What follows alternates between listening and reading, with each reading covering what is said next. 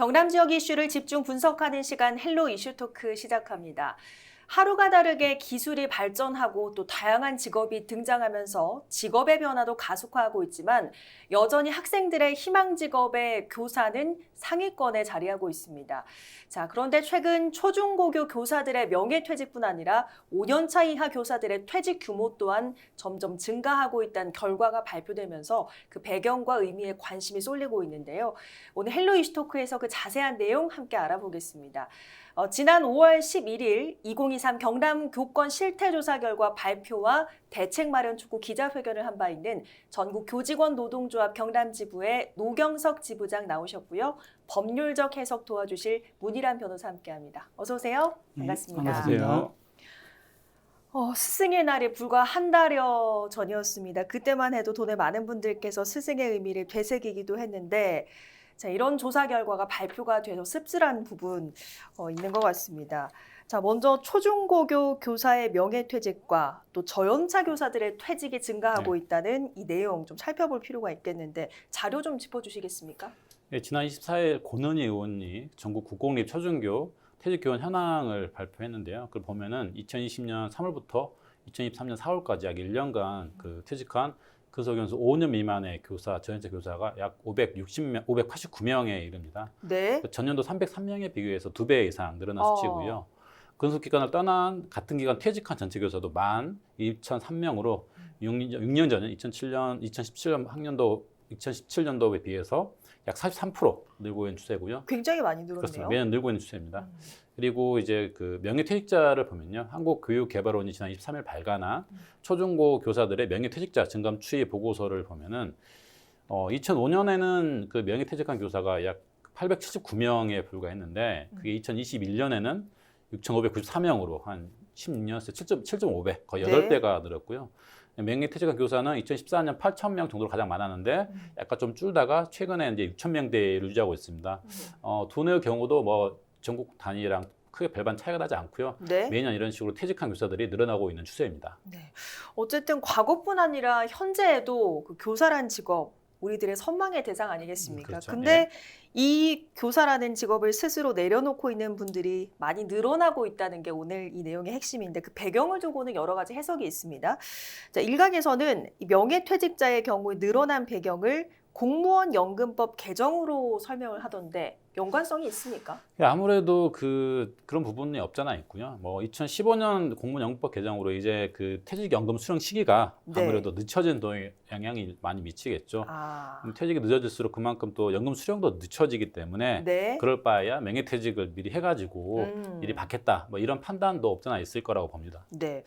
자, 명예퇴직 교사의 증가는 뭐 일부 이러한 이유가 있다고 하더라도 그 어렵다는 임용고시를 통과한 우리 교사들이 5년도 되기 전에 퇴직을 결정하는 것, 이게 좀 의문이 드는데 어떤 원인들 지목되고 있습니까? 예, 공무원 연금 개정으로 인한 영향을 명예퇴직으로 원인으로 모두 다 설명할 수는 없다고 생각합니다. 실제로는 2015년도 공무원 연금법이 개정되면서 퇴직 연금 수령 시기가 늦어지는 것은 96년 이후에 들어온 교사들에 해당이 되는 거거든요. 근데 지금 현재 명예퇴직을 하는 분들은 지금 95년 이전에 들어오신 분들이 대부분입니다. 그래서 이제 단순히 연금의 문제로만 모두 다 설명을 하기는 좀 어려운 것 같고요. 그것보다는 이제 교직생활 전반에 대한 만족도가 상당히 떨어지고 있는 것이 직접적인 원인인 것 같습니다. 실제로 저희가 지난 4월 25일부터 5월 4일까지 도내 유초중등 특수교사를 대상으로 설문한 결과에 따르면 발령 전 교직에 대한 그런 기대에 비해서 만족도가 낮거나 매우 낮다는 분들이 99.1%를 차지했고요. 또 향후 10년 뒤에 교직에 대한 선호도가 어떨 것이냐 이런 질문에 대해서 낮거나 매우 낮을 것이라는 의견이 93%를 차지했습니다. 즉 한마디로 얘기하면 지금 현재의 만족도도 낮고 향후의 기대치도 낮을 것으로 생각을 하기 때문에 이런 것들이 이제 명예퇴직이나 또 젊은 선생님들의 퇴직으로 이어지는 것 같고요. 실제로 그런 원인은 저희가 이제 그 설문조사를 가지고 유출을 해보면 가장 학교 생활하면서 어려움을 많이 겪는 것으로 많은 선생님들이 교육 활동 외의 업무 부담을 아, 제일 많이 꼽았습니다. 네. 예, 그리고 또 생활 지도나 이런 것들로 인한 교권 침해, 그리고 교사에 대한 사회적 낮은 처우, 대우 네. 이런 것들을 많이 꼽았습니다. 그래서 이런 것들은 이제 복합적으로 영향을 미쳤다고 생각됩니다. 그러니까 교단을 떠나는 이유 중에 가장 큰 것은 업무 부담이 너무 많다. 근데 이런 내용을 좀 포함해서 지난 5월 11일에 기자회견을 하신 바 예. 있으시죠. 교사 노동조합 연맹의 설문조사와 비교해 봤을 때 전교조 경남지부의 경남교권 실태 어느 정도라고 보시는지요? 저희가 이제 그 설문조사에서 교권 침해 정도가 얼마나 심각하냐 이렇게 물었을 때 네. 심각하다는 의견이 69.8%를 차지해서 굉장히 매우 높은 높네요. 것으로 나타났고요. 그리고 최근 3년 동안에 교권 침해를 당한 교사는 거의 절반에 가까운 43.8%의 선생님이 교권 침해를 당했다고 응답을 하셨습니다. 네. 그리고 좀 안타까운 것은 이렇게 이제 교권 침해를 당한 교사의 비율이 높은 것도 문제지만 교권 침해를 당한 이후의 대응에 대해서 절반 이상이 한 61% 선생님들이 혼자 그냥 감내를 한다. 그래서 그 이유를 물어봤을 때 대부분 해결되지 않을 것 같았어. 이렇게 이제 실은 교권 침해도 힘들지만 이걸 이렇게 해결할 방안이나 도움을 요청할 곳이 마땅히 없는 것이 현실인 것 같습니다. 근데 사실 보면 학생인권 보장과 관련한 정책과 조례는 점차 자리를 잡아가면서 학생인권에 대한 보장은 점차 늘어나는 모습인데 교권 침해는 반대로 좀 그렇지 않은가 봅니다. 어떻습니까?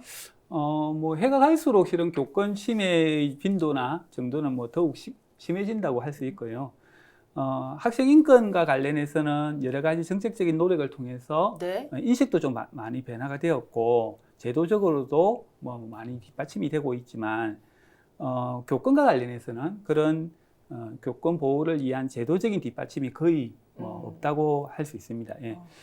예를 들어서 경상남도에서도 교육활동 보호조례가 있습니다. 네. 근데 그 내용을 살펴보면 실은 어떤 뭐 구체적인 내용이 없이 그냥 아주 선언적인 의미의 그런 내용들로만 채워져 있고 또 학교와 교육청에 교권보호위원회가 설치되어 있지만 여기에 대해서 선생님들은 뭐 그렇게 실효성을 잘 못 느끼는 네. 그런 현실입니다. 예를 들면 뭐 이 교육활동의 범위를 너무 지나치게 좁게 해석을 해서 네. 직접적인 교육활동으로만 해석을 한다든지 해서 방과 후에 학부모가 교사를 대상으로 폭언이나 뭐 이런 행동을 했을 때 이것들을 이제 교육활동을 볼 수 있느냐 없느냐부터 이제 좀 범위가 문제가 네. 되기 때문에 그래서 선생님들이 체감하기에는 좀 부족하다 이렇게 많이 생각을 하고 있습니다. 그러니까 실제 선생님들이 체감하시기에는 교권 침해를 당해도 제도적 뒷받침이 거의 없다 보니까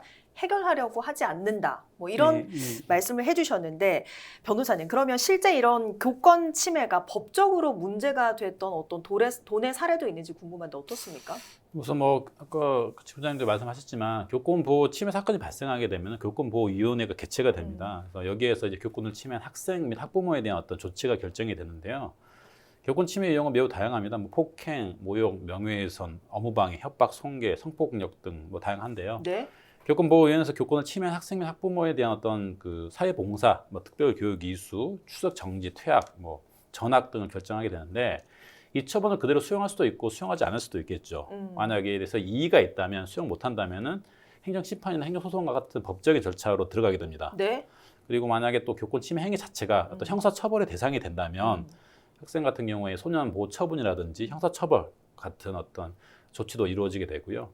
이러한 법적 분쟁, 구체적 법적 분쟁까지 가는 경우도 도내에도 사례가 많지는 않지만 종종 있는 걸로 알고 있습니다만 어떤 특정하기는 어렵기 때문에 네. 하여튼 좀 있다라는 정도 말씀드리겠습니다. 그렇군요. 자, 앞서 그 학생인권에 대한 얘기를 제가 드렸었는데 학생인권은 높아지는데 교권 침해 사례는 더 많아지는 이런 현실. 그래서 학생인권과 교권이 대척점에 있는 것 아니냐 하는 지적도 있는데 어떻게 보세요? 저는 학생 인권과 교권을 서로 대비되는 대척점의 관계로 보는 것은 옳지 않다고 생각합니다.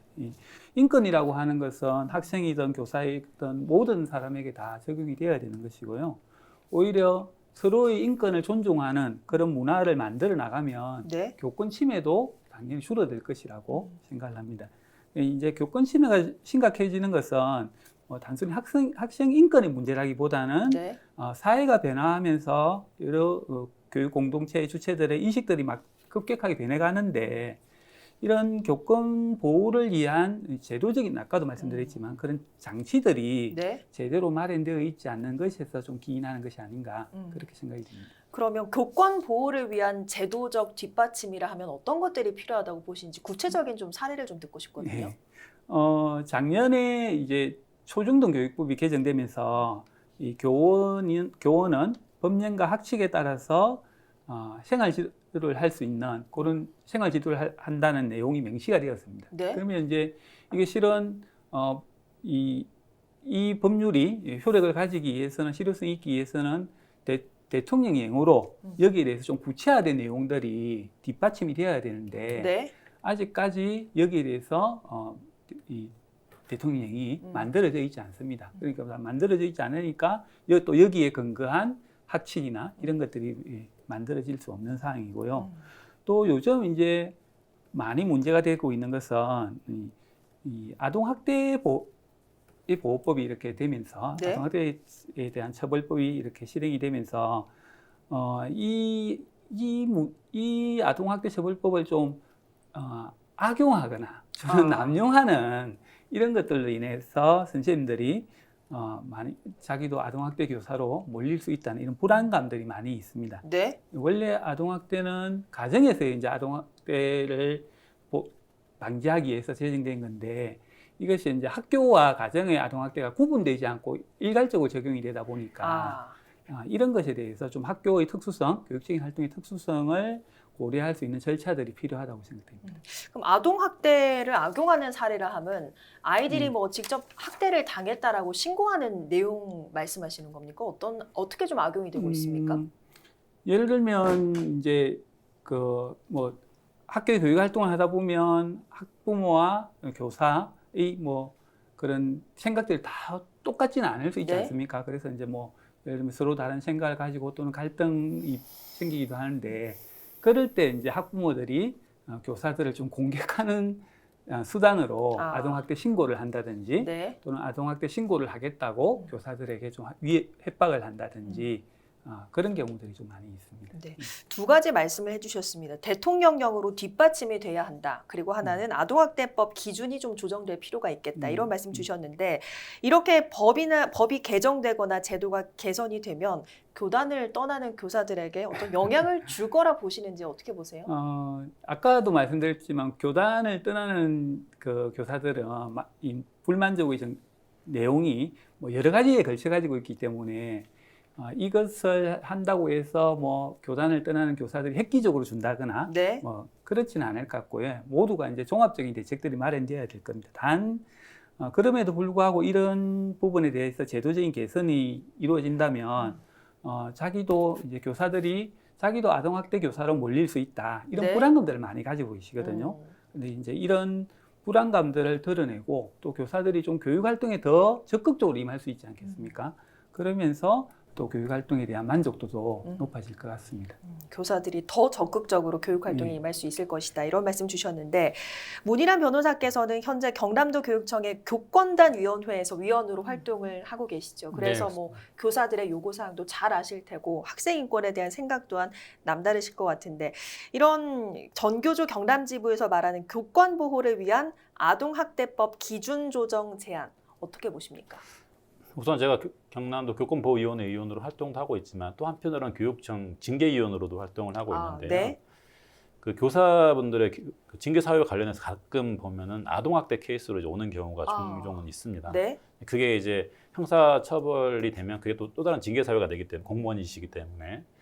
근데 아동학대라는 표현을 보면 이 아동학대라는 표현 자체가 뭔가 되게 일방적이고 악의적인 느낌이 딱 들잖아요. 그렇죠. 아동학대라고 딱 하면은. 네. 근데 이제 그 오는 케이스를 보면은 이게 진짜 정말 아동학대인지 약간 뭐 단순한 어떤 생활지도 수업 중에 발생한 트러블 상황 같은 경우가 좀 있거든요. 네. 아동학대라는 표현으로 이렇게 일방적으로 악의적인 프레임을 걸기에는 약간 그래서 이런 것까지 아동학대로 처벌하고 징계를 해야 되나 솔직히 그런 경우가 생각이 드는 경우도 종종 있었습니다. 솔직히 말씀드리면은 솔직히 제가 30년 전에 학창생활 할 때는 솔직히 네. 말씀드리면 교사분들이 학생을 대상으로 뭐 이렇게 감정을 어떤 화풀이 대상으로 뭐 처벌하는 경우도 솔직히 있었거든요. 저도 많이 목격을 했었고 그에 비하면 지금 학교는 학생들에게 혹시 인권적인 어떤 인권 보호적인 현상이 된 것이죠. 어쩌면 지금의 학생 교사분들이 아동학대로 이렇게 과하게 몰리는 게 그 수십 년 전에 어떻게 반작용이 일어난지도 잘 모르겠습니다. 어쩌면. 하지만 세상 사는 균형이 필요하고 한쪽에 과도한 힘을 몰게 되면 또 이를 악용하는 사례가 발생을 하거든요. 네. 이거는 학생과 교사가 그 누구도 자유로울 수 없는 거고요. 그래서 최근에 그 개정 법률안에서 뭐 교사의 정당한 생활지도 경우에는 고의나 중과실이 없으면 면책하겠다, 아동학대 보지 않겠다라는 것도 어떤 그런 거에 고민의 흔적이 아닌가라고 생각을 합니다. 네, 뭐 제도를 추가하고 바꾼다고 해서 근본적 해결이 되지는 않지만 뭐 그런 고민의 흔적이 필요하다고 생각을 하고요. 네. 다만 이것도 이제 초, 중고를 한꺼번에 몰아서 볼 게 아니고 아직 사회 변식 능력이 떨어지는 초등학교 같은 경우는 기존대로 가되 중학교, 고등학교 같은 경우에는 네. 자주장이 있을 수 있으니까 이런 면책 주장을 통해서 한번 얘기해 볼 수 있도록 하는 것도 그러니까 구체적 개별적으로 접근하는 것도 어떨까라고 네. 생각을 한번 해봅니다. 예, 예. 그러니까요. 현실이 바뀐 만큼 균형 있는 제도 개선 필요하겠고 또 초중 고교 그 각각 특성에 맞는 제도 개선도 좀 필요해 보인다 이런 생각 드네요. 자, 교사들에게 면책 특권이 아니라 정당한 교권을 주장하면서도 어떤 좌절감으로 교단을 떠나는 교사들을 줄이기 위해서 앞으로 어떤 장치가 필요하다 보십니까? 저희는 이제 그 아동학대 관련해서 교사들에게 이제 면책 특권을 달라 이렇게 이야기하는 것은 약간 오해의 소지가 있다고 생각합니다. 이 교사들의 경우에도 진짜로 아동학대를 했다면 당연히 처벌을 받아야 됩니다. 근데 단지 말씀드렸듯이 이게 가정에서의 아동학대와 학교에서의 아동학대가 똑같은 기준으로 바라보고 판단할 건 아니다. 지금 이제 아동학대에 대한 신고가 들어가면 지자체의 전담 공무원과 경찰이 조사를 하고 대응을 하는 거거든요. 네. 그래서 이제 학교의 특수성이나 이런 것들을 들여다볼 소지가 별로 없는 거죠. 그래서 저희는 교육청에 네. 그런 것들을 조사하고 판단할 수 있는 위원회를 둬서 여기에서 교육적인 관점으로 들여다보고 뭐 필요하다면 이 사법적인 처리를 거치기 전에 네. 조정을 한다든지 이런 과정들을 거치고 하는 것들이 좀 필요하다고 생각이 듭니다. 네. 그러니까 교육청 내에 어떤 조정 가능한 기구가 필요하다 이런 말씀 주셨는데 만약에 도교육청이 이를 수용을 한다면 네네. 또 사안을 검토하고 판단하는 심사단 역할도 굉장히 중요하지 않겠습니까? 어떻게 구성이 되면 좋겠습니까? 우선 이게 약간 아동학대라고 하게 된다면 결국에는 법률적인 어떤 해석이 들어갈 수밖에 없기 때문에 물론 이제 뭐 교육 전문가분들도 참여해야겠지만 법률 전문가 그리고 문제는 이런 걸 어떻게 사회적으로 뭐 여론이라든지 그런 거를 사회적 컨센서스를 형성할 수 있는 그 시민분들, 뭐 네. 학부모분들이 여러분이 참석하셔가지고 사안을 종합적으로 포괄적으로 좀 검토할 필요가 있을 것 같습니다. 그래서 뭐 그런 기구가 생긴다면은 바람직하겠고요. 다만 기구가 생기면 되고 끝나는 문제가 아닙니다. 항상 우리는 기구는 많이 생기는데 네. 운영이 좀 엉망진창이 돼가지고 잘 안 되는 경우가 그렇죠. 많거든요. 그러니까 한번 심을 실어줬으면 저도 만들었으면 네. 어떤 소위 말하는 그 정책 위반하신 분이 또는 결정권자분께서 확실하게 그 부분을 조금 제도나 여러 가지 뭐 경비나 지원 면에서 확실하게 밀어주시고 힘을 실어줘야지 어떤 소기의 성과가 발생하는 것이기 때문에 앞으로 좀 그런 면에서 아동학대라든지 교권이라든지 상충하는 가치가 아니라 서로 갈 수 있는 화합하는 가치로 갈 수 있게끔 지금에 말씀하셨던 것처럼 그렇게 하면 교육적인 방향을 잡았으면 하는 개인적인 바람입니다. 네, 말씀을 들어보니까 정말 교육청 내에 조정 가능한 기구가 하나 더 생겨서 어떤 교사들이 교권을 떠나는 그런 현실이 좀 줄어들었으면 좋겠다 이런 바람 가져봅니다. 오늘 두 분 말씀 고맙습니다. 고맙습니다. 네, 오늘 헬로 이슈토크는 여기서 마치겠습니다. 오늘은 노경석 전교조 경남 지부장 문일환 변호사와 함께했습니다. 함께해 주신 여러분 고맙습니다.